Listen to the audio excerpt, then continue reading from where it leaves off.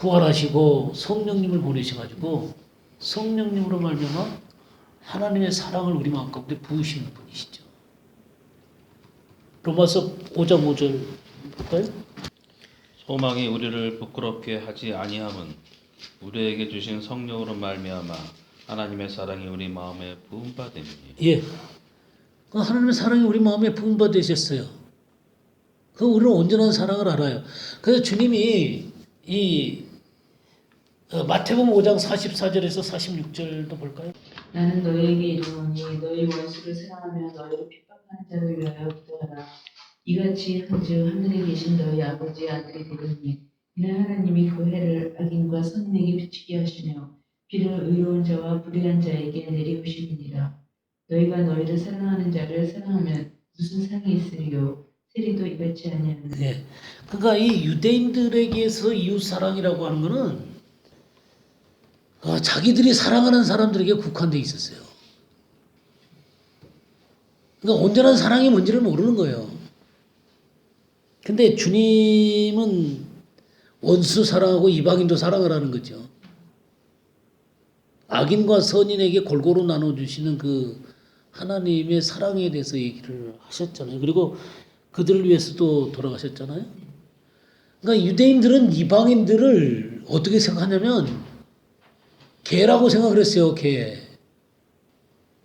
지옥의 불쏘시개 정도로 생각했어요.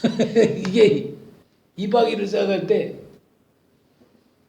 그렇게 생각했으니 무슨 꼭 사랑을 해야 됐겠어요?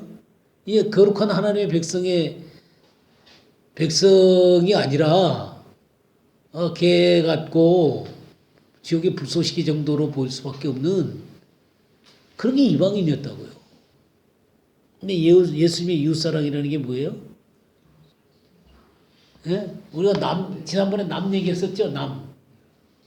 거기는 의인도 있고 선인도 있고 또 이스라엘 백성도 있고 이방인도 있고 원수도 있고 연인도 있고.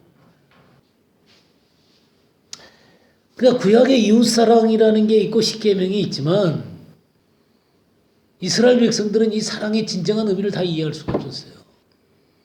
예수 그리스도가 오셔가지고 비로소 사랑의 의미를 완전하게 드러내신 거예요. 그래서 그 분명한 의미, 분명한 의도를 그제서 비로소 이해할 수가 있게 되는 거예요. 그러니까 예수님께서 이 땅에 오셔서 사랑이라는 게 뭔지를 그의 삶과 죽음으로 보여주신 거예요. 그러기 전까지는 인간은 자기 이기심과 불완전함 속에서 사랑의 의미를 절대로 이해할 수가 없어요. 온전하게 다 이해할 수가 없어요. 제한적일 수밖에 없다는 것이죠. 그러니까 세계명이라고 얘기를 할 때 이 세계명이라고 하는 것은 예수님을 통해서 드러난 그 사랑을 하라는 거예요. 그건 본질적으로 구약에 있는 것과 신약에 있는 것이 같지만 구약으로서 이해할 수 있는 것은 한계가 있을 수밖에 없었다는 거예요. 우리 자체가 죄인이고 그걸 온전히 다 지킬 수 없고 그 사랑 자체가 뭔지도 온전한 이해가 부족했다는 거죠. 그러니까 그리스도가 오셔가지고 사랑이 어떤 것인지를 그분의 삶을 통해서 보이시고 죽음을 통해서 보이시고 성령을 부어주셔서 그 사랑의 실체를 알게 하신 거예요. 그래서 세계명이라고 그러신 거예요. 세계명에 대한 이해가 조금 되시죠? 예? 그러니까 예수님이 오시기 전에 구약 율법을 행할 수 없었어요. 그런데 이제 예수님이 오신 후에 그 의미와 예수님의 의도와 실제적인 삶을 행할 수 있도록 만들어 주셨어요. 로마서 8장 1절에서 4절을 보시죠. 그러므로 이제 그리스도 예수 안에 있는 자에게는 결코 정죄함이 없나니 이는 그리스도 예수 안에 있는 생명의 성령의 법이 죄와 사망의 법에서 너를 해방하였습니다. 율법이 육신으로 말미암아 연약하여 할 수 없는 그것을 하나님은 하시나니 곧 죄로 말미암아 자기 아들을 죄 있는 육신의 모양으로 보내어 육신의 죄를 정하사 육신을 따르지 않고 그 영을 따라 행하는 우리에게 율법의 요구가 이루어지게 하려 하심이니라. 네. 육신을 따르지 않고 그 영을 따라 행하는 우리에게 율법의 요구가 이루어지게 하려 하십니다. 그러니까 우리는 불가능하죠. 사실 불가능해요. 우리가 조금 그 영적으로 둔해 있으면은 굉장히 이기적인 사람이 되잖아. 그하고는 이 눈이 주님처럼 이렇게 넓어지는 게 아니라 좁아져 갖고는 고문저만 이렇게 쳐다보고 막 내 마음대로 막 하잖아요. 그거는 하나님의 영을 쫓는 게 아니죠. 영이요 생명된 하나님의 말씀을 쫓는 게 아니에요. 우리의 본과 또 우리의 주인과 우리의 생명은 예수 그리스도세요. 예수 그리스도로 사는 삶이 돼야 되는 거예요. 그래서 그 구약에 보게 되면 이 새 언약 있잖아요. 새 언약. 그 예레미야 31장에 나타난 새 언약을 보게 되면 내가 내 법을 내 마음과 생각에 기록하리라 그랬잖아요. 하나님이 영으로 기록하는 거예요. 그러니까 참 주님의 우리들한테 요구하는 수준이 상당하신 것 같아.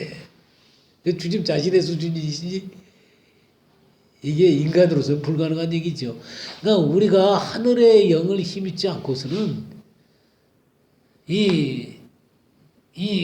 그리스도의 본질의 말씀들이 내 속에 새겨지고 이 말씀이 나의 삶을 움직이지 않으면 이거는 불가능한 얘기예요.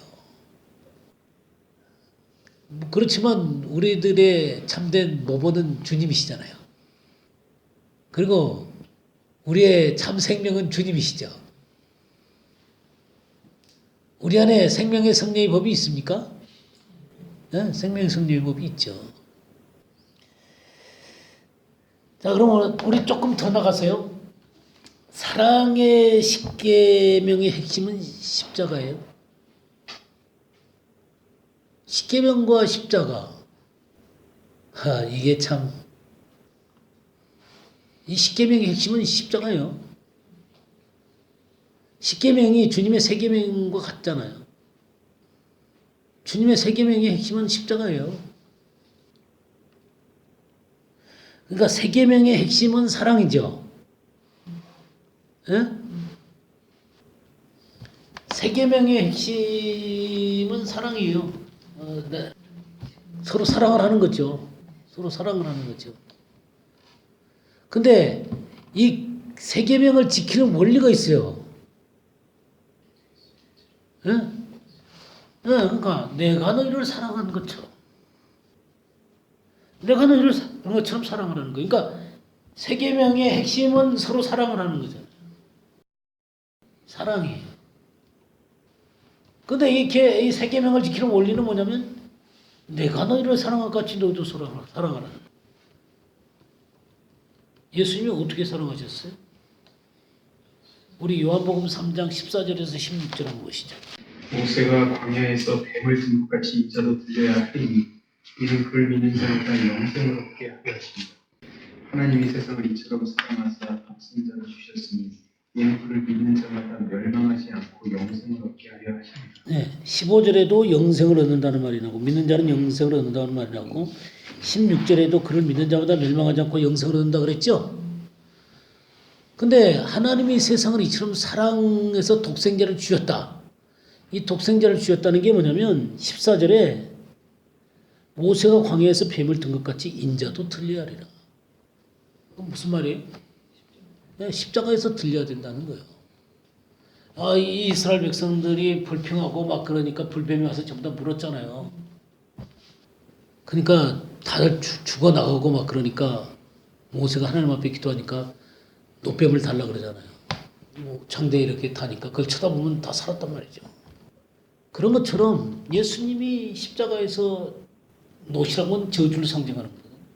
저주를 이렇게 십자가에서 저주를 받으신 것이죠. 그러니까 하나님이 세상을 이처럼 사랑해서 독생자를 주신 이 놀라운 사랑은 십자가로 표현되셨어요. 우리가 바울 사도가 이 십자가의 사랑을 표현하면서 어떻게 표현하냐면 로마서 5장 6절 한번 봐주세요. 우리가 아직 연약할 때 기약대로 그리스도께서 경건하지 않은 자를 위하여 죽으셨고 네, 여기 연약할 때에 그리스도께서 죽으셨다. 8절도 읽어주세요. 우리가 아직 죄인 되었을 때 그리스도께서 우리를 위하여 죽으심으로 하나님께서 우리에게 대한 자기의 사랑을 확증하셨느니라. 예, 우리가 죄인 되었을 때 그리스도께서 죽으셨다. 그게 사랑의 확증이다. 10절도요. 곧 우리가 원수 되었을 때 그의 아들의 죽으심으로 말미암아 하나님과 화목하게 되었은즉 화목하게 된 자로서는 더욱 그의 살아나심으로 말미암아 구원을 받을 것입니다. 예, 원수 됐을 때 그 아들의 죽으심으로 말미암아 그렇게 그 그리스도의 십자가에 대한 사건이 연약할 때 아담이 범죄한 이후로 우리가 연약한 상태에 있었죠. 온전히 하나님의 십계명을 지킬 수가 없었잖아요. 그죠? 율법을 온전히 지킬 수가 없었잖아요. 그래서 하나님의 말씀을 어길 수밖에 없는, 온전히 지킬 수 없는 그런 연약한 가운데 있었죠. 그럼 결국 하나님의 법을 무너뜨리게 되는 것이죠. 그러니까 결국 뭐가 되는 거예요? 죄인이 될 수밖에 없는 것이죠. 그러니까 이 죄가 하나님과 우리 사이를 맺잖아요. 그래갖고 갈라놓는 것이죠. 그래서 죄를 범하고 사니까 하나님과 원수된 상태일 수밖에 없어요. 심판하실 수밖에 없어요. 하나님이. 연약하고 죄인 되고 원수된 그런 자였는데 그리스도께서 그들을 위해서 죽었다는 거죠. 그 사랑을 확증하신 거예요.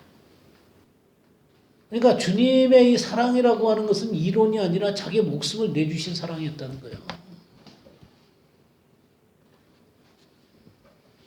이 놀라운 사랑이 표현된 게 십자가로 표현된 거예요. 우리 요한복음 13장 1절 한번 보시죠. 6월절 전에 예수께서 자기가 세상을 떠나 아버지께로 돌아가실 때가 이른 줄 아시고 세상에 있는 자기 사람들을 사랑하시되 끝까지 사랑하시니라. 언제까지 사랑하셨어요? 네, 끝까지 사랑하셨어요. 끝까지. 끝까지. 그러니까 십자가에 돌아가실 때까지 사랑하셨고 십자가에서 돌아가시고 부활하셔갖고 또 성령을 보내셔서 그들이 죄를 이기고 이 세상 가운데서 하나님의 뜻을 수행하고 살아갈 수 있도록 성령도 보내주시고 또 다시 오실 거다. 끝까지 붙으시. 아까도 봤지만 주님의 사랑은 원수 사랑한 사랑이에요. 원수 사랑하죠. 마태복음 5장 43절 44절. 또 네 이웃을 사랑하고 네 원수를 미워하라 했다는 것을 너희가 들었으나 나는 너희에게 이르노니 너희 원수를 사랑하며 너희를 핍박하는 자를 위하여 기도하라. 예. 우리가 예전에 원수된 상태에 있었잖아요.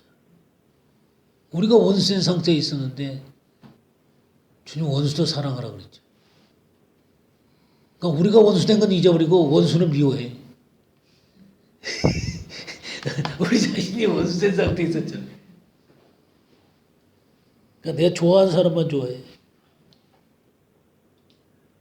우리를 핍박하는 사람들을 위해서 기도하라 그랬잖아요. 누가복음 23장 34절 한번 보시죠. 이에 예수께서 이르시되 아버지 저들을 사하여 주옵소서 자기들이 하는 것을 알지 못함이니이다 하시더라. 그들이 그의 옷을 나눠 제비 뽑을세. 예. 거기 뭐 예수께서 이르시되 아버지 저들을 사하여 주옵소서 자기들이 하는 것을 알지 못함이니이다. 죽이는 이 사람들 위해서 주님이 사해달라고 기도하잖아요. 이게 십자가란 말이죠. 내가 원수된 상태에 있었는데 나를 위해서 돌아가셨잖아요. 근데 나는 원수를 안 사랑해. 맨날 내 좋아하는 사람만 좋아해. 이 십자가 사랑이 아니죠. 뭐 십자가 사랑이 뭐 저기 그 지식적인 사랑이거나 이기적인 사랑이 아니잖아요. 내중심적인 사랑이 아니잖아요. 거기 차별이 없잖아요. 이방인이든 유대인이든 남자든 여자든 종이나 자유자는 다 그리스도 안에서 다 일반 차별이 없이 다 살아가는 거잖아요. 그래서 이 놀라운 사랑을 스데반이 배웠잖아요. 사도행전 7장 57절에서 60절 보겠어요. 그들이 큰 소리를 지르며 귀를 막고 일제히 그에게 달려들어 성 밖으로 내치고 돌로 칠세 증인들이 옷을 벗어 서울이라는 청년을 바라보였습니다. 그들이 돌로 스데반을 치니 스데반이 부르짖어 이르되 주 예수여 내 영을 받으시옵소서 하고 무릎을 꿇고 크게 불러 이르되 주여 이 죄를 그들에게 돌리지 마옵소서 이 말을 하고자 하니라. 예, 이 놀라운 사랑을 배웠죠. 그래서 주님의 사랑을 스데반이 표현을 했습니다. 바로 이 사랑 속에서 사울이라는 사람이 태어나는 거죠. 사도 바울이 태어나는 거예요. 그러니까 우리가 마음을 다하고 뜻을 다하고 목숨을 다해서 주 너희 하나님을 사랑하라 그랬죠. 그러니까 이 목숨을 다하여 사랑한다. 유대인들 가운데 아주 경건하고 그런 사람들이 이 다른 것들은 다 하는데 목숨을 다하여 주님을 사랑하는 거 하는 것에 대한 걱정이 많았어요. 자기네들은 진짜 목숨을 다해서까지 사랑하고 싶은데 이 문제에 대해서 참 걱정이 많았는데 어떤 기록들을 보게 되면 자기가 이스라엘 사람이라는 것, 또 율법을 지킨다고 죽이는 사람들 앞에서 기꺼이 자기가 죽는 그런 장면들 속에서 안심하고 죽었대요. 아, 내가 목숨을 다해서 주님을 사랑하는. 이스라엘 백성들은 그런 단어 하나, 한 구절까지도 하나님 앞에 온전하게 지키기 위해서 그렇게 목숨을 다해서 사랑했다는 것이죠. 물론 거기에는 한계가 있을 수밖에 없어요. 왜냐하면 그리스도의 사랑이 아니니까. 그리스도의 십자가의 사랑이 아니니까. 그렇지만 그들이 추구했던 것은 그 온전함이었다는 거예요. 네. 자기가 기꺼이 이스라엘 백성으로서 죽는 것에 대해서 기꺼이 하나님을 향해서 죽는다는 그것 때문에 안심하고 죽었다는 거잖아요. 그런 기록들이 있다니까요. 그게 참 정말 대단한 사람들이에요. 정말 대단한 사람들이에요. 그러니까 그런 사람들에 비하면 우리들은 좀 뭐랄까 얼치기들인 것 같아요. 얼치기. 흉내만 내는 사람들 같아요.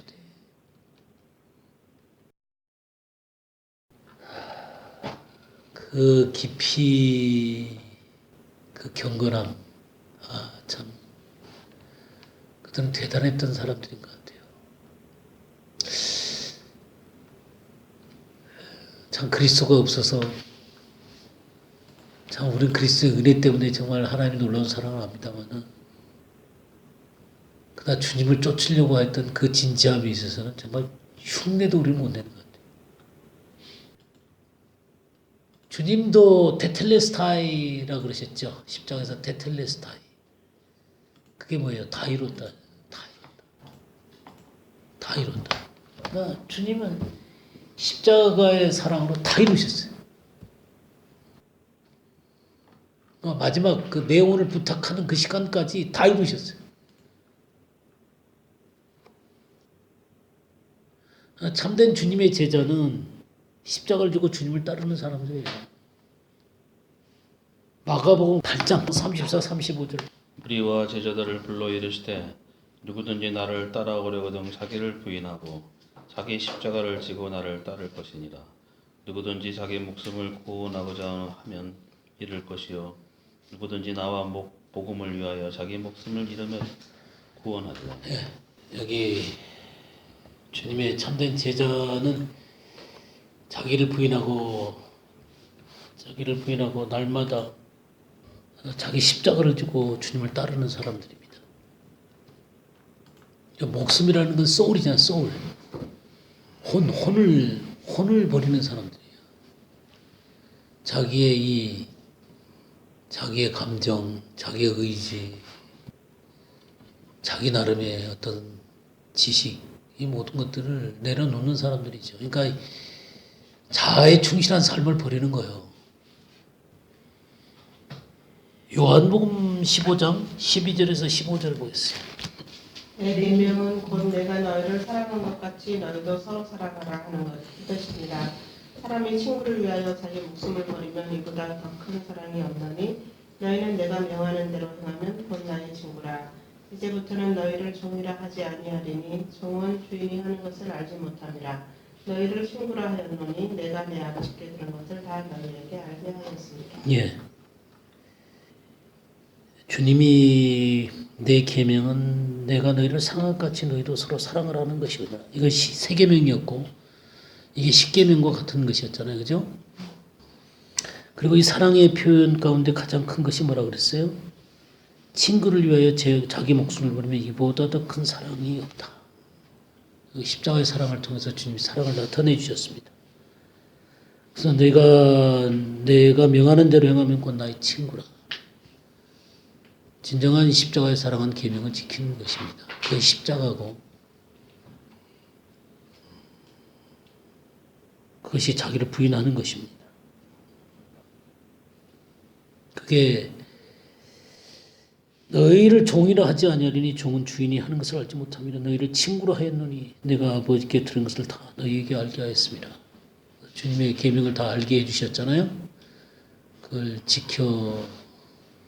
지키는 자들이 진정한 친구라는 거죠. 진정한 사랑이라는 게 결국 십자가잖아요. 그리고 그것은 십계명을 지키는 것이고 참 그걸 전부 다 이게 연결이 되죠. 예. 구약과 신약이 따로따로 떨어져 있는 게 아니에요. 오늘은 여기까지 하죠.